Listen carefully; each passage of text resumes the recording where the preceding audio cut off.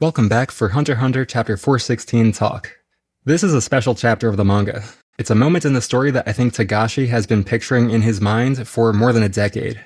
Like, when he was coming up with the Succession War, I think he imagined this chapter happening, and then he had to work backwards and write dozens of chapters to get us here, to reach this moment. It's big picture stuff I'm talking about, and I am gonna explain what I mean by all this, but because Togashi has inspired me this week, I'm gonna act like him and build up to it first. We'll get there.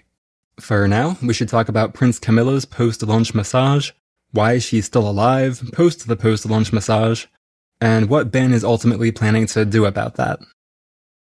So, we all noticed when Benjamin squirted the TSK-17 out of his boot at the end of the scene, thereby infecting his little sister Cammy with a chemical weapon. For the record, that means he's only got the one vial left. The question is, how does this help him at all? Why did he do it? Why did he also warn her about it so she has time to make a plan before her symptoms start showing up? Is Ben being stupid? What's going on? The reasoning presented for this assassination method is that Ben will be dead before Camilla, so the cat who lived a million times won't have a valid target, and Camilla's resurrection will fail. But Ben being dead before Camilla is exactly why this method doesn't get Ben what he wants, which is to win the succession war before he dies so that his kid can inherit the throne.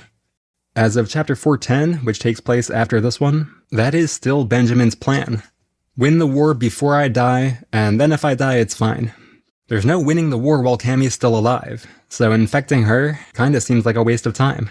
But let's try and figure out Ben's reasoning here. First idea. The TSK-17 is actually going to kill Cammy before Ben dies. The author comment for Chapter 414 mentioned that the incubation time is variable, so Cammy could start showing symptoms a lot faster than Ben did. After all, he's about 3 times her size. I have to imagine the same dosage will be more effective on a smaller target. The obvious problem here is that if Cammy dies first, the big cat will just kill Ben to resurrect Camilla, so her dying first doesn't get him anywhere. Second idea. Ben's going to die first, but by being absorbed into his spirit beast, or whatever exactly he thinks will happen upon his death, he's going to remain in the war from outside his body. Nasubi did confirm for us that as long as your soul is in some kind of body, you're still an eligible competitor, as is the case with the body-swapping Hulkenberg. So maybe becoming part of your spirit beast counts too. But I don't think so. Ben thinks he's going to become the spiritual foundation of Kakin and replace the Seed Urn ceremony. So I don't think his newly translated form can compete in the Seed Urn ceremony itself. Like, when he achieves that form, the Succession War will be abolished and replaced. That doesn't sound like just getting a second life within the current war. Moreover, if this actually were his thought process while poisoning Camilla, Ben wouldn't be in such a rush to win the war afterwards, because he's not really on a deadline in this case. If his body dies, he's still competing, right? But he is in a rush to win, and he plans to go through various formalities after he wins to make his victory official and legitimize his children. Those sound like the kind of things you need to be in a human body to accomplish. And if that's not enough for you, consider that if the Ben who becomes his own spirit beast is still Ben, then dying before Camilla might not protect him from her ability. When she does die, the big cat might still target his new spirit beast form, and who's to say it wouldn't be effective? There's plenty of aura in there for a resurrection, right? So for many reasons, I think Ben's plan is to win the war while alive in his own body, and this idea is a dud. We covered Camilla dying first and Benjamin dying first, and neither one works. So my third idea is this. The TSK-17 is not intended to kill Cammy at all. Ben has a different idea in mind for her, and the infection is just an intimidation tool. This is how he's opening negotiations. See, when he walked in on the massage, Ben told Camilla to sit still and listen to him. She did no such thing, yada yada, Ben got cursed. We'll talk about that later. But it's not clear that Ben ever got around to what he wanted to say here at the beginning. We don't know what that was, but for the sake of argument, let's say it was this. Hey Cammy, today you're going to die and I'm going to win the war. But if you end your own life so I don't have to deal with your ability, I will, in exchange, offer clemency to your group of have-nots. Or, better yet, I will agree to end discrimination against all the have-nots when I'm king, and I'll make this huge social reform in your memory. That way you'll accomplish something and leave behind a legacy, as opposed to dying and accomplishing nothing, which is your only other option. If some speech fundamentally similar to that one is what Ben had in mind, We can start to see the logic in deploying the TSK-17, and in telling Cammy about it in advance, so she has time to think about it.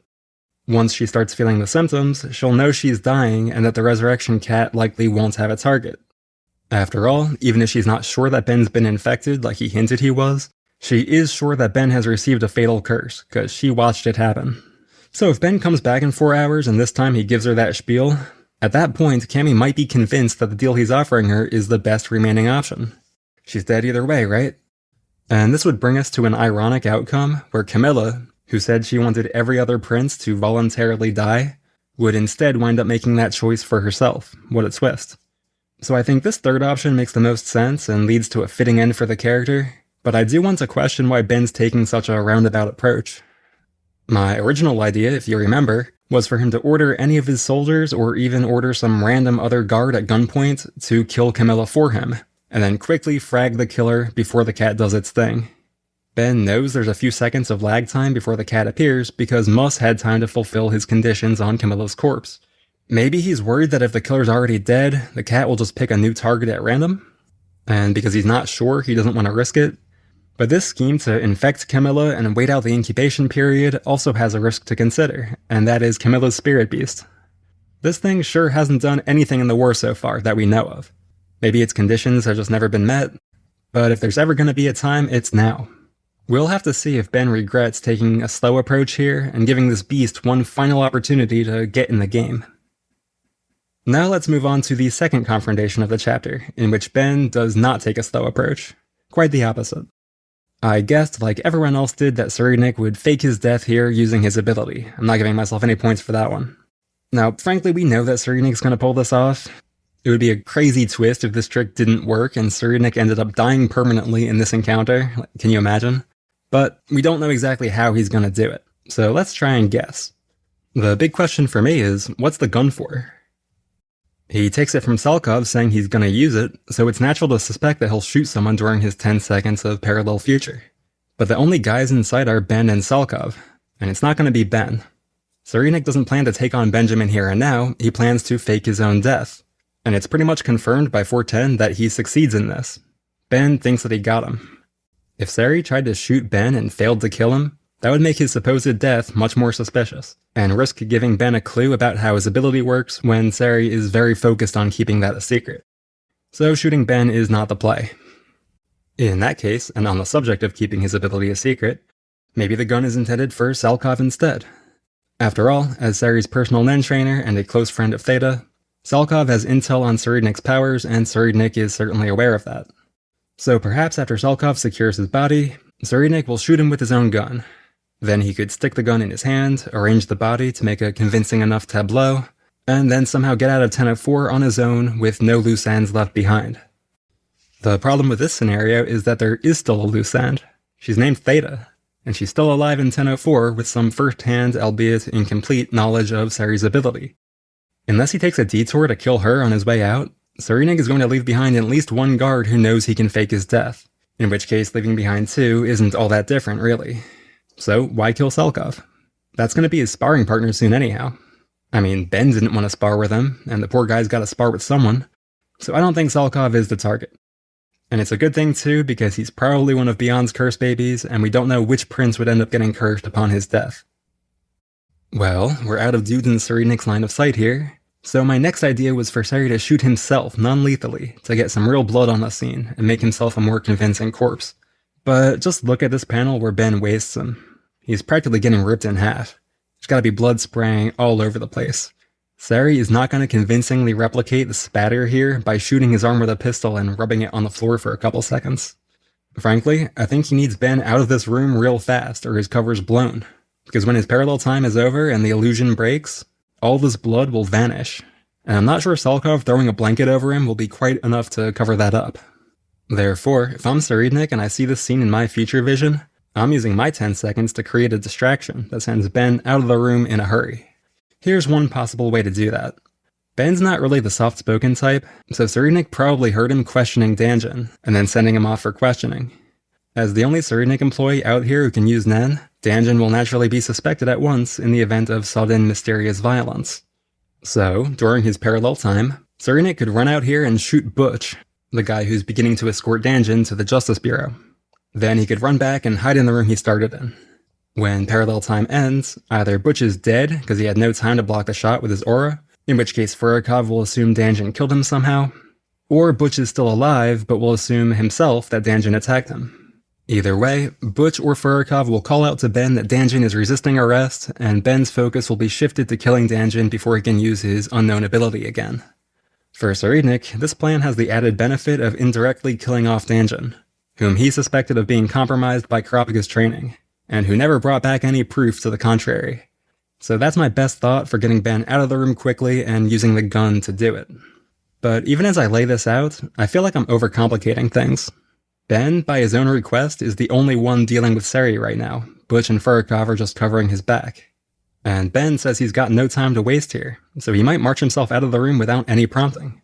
In that case, we have to ask again, what does Seri need a gun for? I have one final idea, and it's connected to what his friends from the Academy told us back in 394. When he was in 7th grade, Serednik got record-breakingly good at disassembling and reassembling a gun. So we could see a situation where Serednik breaks this gun into pieces and conceals them about his person, only for the gun to reappear in a flash when he needs it to effect his escape. Like, maybe he'll be getting carried away in a body bag, Mimosa style, and then he can seemingly make a gun appear out of nowhere, shoot the 2 guys carrying him so they won't report his escape, stash those bodies like Solid Snake, and then perhaps make his way to Morena's room for passage down to Tier 3. It would be a nice touch if Seri's 7th grade obsession paid off here, even if it happens in a completely different way from what I just described. So keep an eye out for this gun to die and then resurrect itself, just like Serednik's bullet-ridden body. And now that we've talked about Serednik's death and resurrection, we're ready to talk about why I think this chapter, this one in particular, was planned so many years ahead of time. Alright, so I'm probably not going to blow your mind when I suggest that Serednik, as Togashi draws him, evokes the figure of Jesus Christ. He's got the same hairstyle as Da Vinci's Jesus from the Last Supper. The cover from 411 depicts him looking very Jesus-like with a golden halo, and he's about to come back to life after his own execution. I mean, that's JC's signature move. The Passion and Resurrection of Christ are the main events of the New Testament. It's the foundational story of Christianity itself that Serednik is reenacting here. The shocking thing, though, is that this is not the only foundational religious story being reenacted for us within Chapter 416. Togashi lined it up so we'd see 2 of them back-to-back, happening mere seconds apart, and there is no chance of that happening by accident. So you're probably wondering, what was the other one? Was there some important myth about an interrupted massage? But YouTube informs me that I've got a few hundred Japanese viewers, welcome to the channel by the way, and I guarantee they already know what I'm talking about, which is the Japanese story of Izanagi and Izanami, he who invites and she who invites. In Shinto tradition, these 2 gods are responsible for the creation of Japan, as well as the sun, the moon, life and death, and a whole lot else that I'm going to skip over in an effort to keep things brief. So let's focus on the life and death part of the narrative. After giving birth to the god of fire, Izanami dies, and Izanagi travels to the underworld to get her back. He calls out to her, but she says, "I can't leave, I've already eaten the food of the underworld. I'll try and get permission from the Hell Gods to go back with you, but in the meantime, don't come in here, and whatever you do, don't look at me." Izanagi can't help himself. He goes in there and looks at her, and what he sees is a rotting corpse swarming with maggots. His beautiful wife has become something dead and terrifying, and she is so ashamed of having been seen this way that she attacks him with furious demons and sends him running for his life out of the underworld, which he then blocks off with a giant rock so she can't get out. Izanami is so enraged that she promises to cause 1,000 deaths per day, so Izanagi counters by promising to cause 1,500 births per day. And that's the origin of human life and death, and it's also the reason Japan's population is steadily increasing and will never stop. After this, the sun god Amaterasu is born out of Izanagi's eye, and she becomes effectively the chief guardian deity of Japan. Later, her great-grandson Jimmu becomes the first emperor of Japan. So this is not just a creation myth, it's also a story about the start of a never-ending, unbroken line of descendants ruling the country in perpetuity, and how that lineage can be traced to the god Izanagi. Now let's start connecting the dots.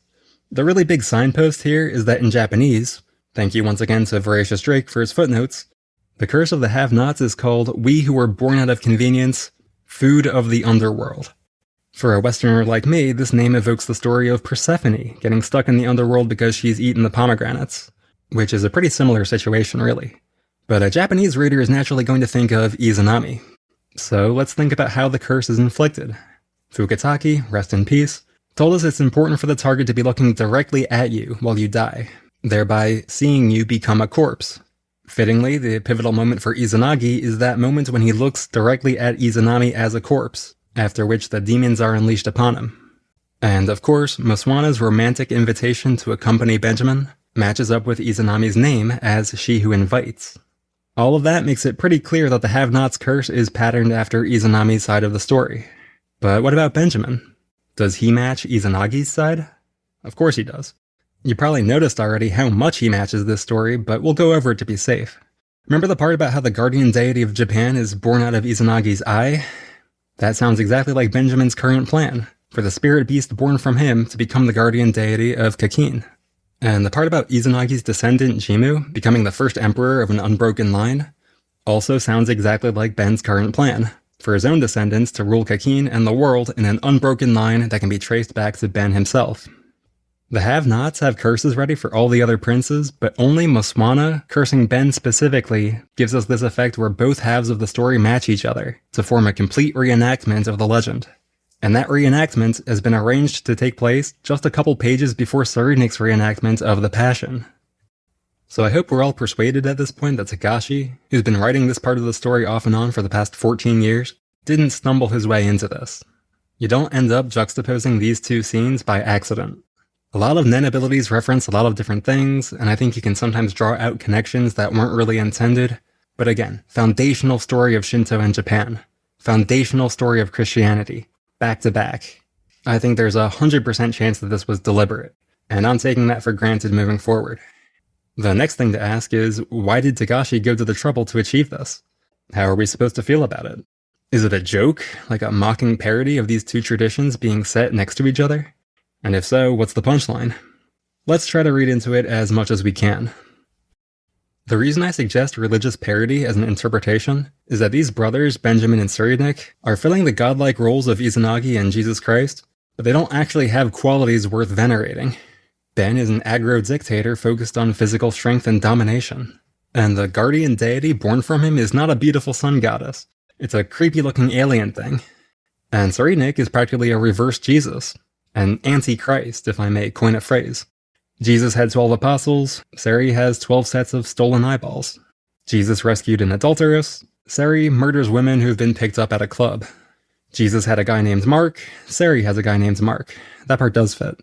Jesus was even executed for allegedly pretending to be a king, so technically that was a dispute over a crown, just like this one. So I think we're supposed to recognize that these familiar stories are playing out in a perverted new form, which you'll probably find funny if you don't take the original stories all that seriously, and which you might find a bit less funny if you do. But at the same time, I think we can see something sacrilegiously sinister in how these tales have been twisted, and taking them seriously allows us to predict disaster. Look at Ben. If he's the evil mirror version of Izanagi, then instead of creating a great nation and beginning an unbroken Hueguoro line of emperors, maybe his fate is to do the exact opposite, ending the Hueguoro line forever and bringing Kakin's prosperity to an end. If Saridnik is Beyond's kid, the end of the Hueguoros is certainly a possible outcome of the war, and by rushing to exterminate his other siblings, Ben might be causing that outcome with his own hands. And what about Saridnik? The story of the New Testament in a nutshell is God sacrificing his son Jesus for the sake of everyone else. If Sari is evil mirror Jesus, then the story looks like this. Beyond is sacrificing everyone else for the sake of his son, Saridnik. We already know that's a good description of Beyond's curse babies, who've been born to die for the strategic convenience of Beyond's favored child. But Jesus didn't just die for 10 or 12 people. He died for everyone. That means, if our evil mirror logic holds up, then our god figure Beyond might plan to sacrifice everyone to Saridnik, which is to say the curse babies, the Hueguoros, and the entire population of the Black Whale. And that could be the punchline of this entire joke. Beyond is not God, he's the devil. And the deal Nasubi made with him is only ending in damnation. There's definitely more to say about references to religion in this story arc, but that's getting beyond the scope of this video, so I'll save it for a future analysis video instead. If you want to tell me about the tattoo guy in Serenik's room, even though we already knew about him, please leave a comment below.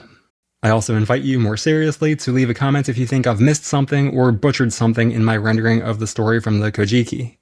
I did read from the original text in English translation. This is not a lazy Wikipedia summary, but I am in no way claiming to be an authority on the subject, and obviously I abbreviated down to the bare bones for the sake of the video. So if you want to set me straight on something, I welcome you to do it. I'm sure there's details I missed that make the parallels even more clear. I love this chapter. I think it's so gratifying to see proof of how far in advance Togashi has planned out the story. It really gives me confidence that we're going to see a satisfying conclusion to the Succession War someday. And I feel great about that. So, thank you all for watching. Obviously, don't forget about Tyson's alien boyfriend, and I'll see you next time.